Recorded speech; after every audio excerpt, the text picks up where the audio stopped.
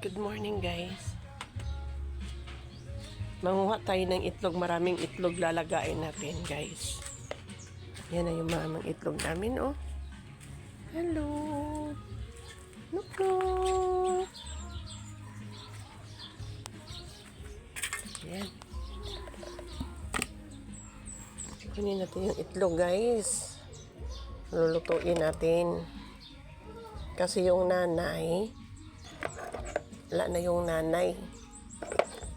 Kinuha ng ano na. Hiningi pala yung nanay. Kasi mga ano to yung mga pang fighter yun na ano. Yan, luto tayo niyan guys.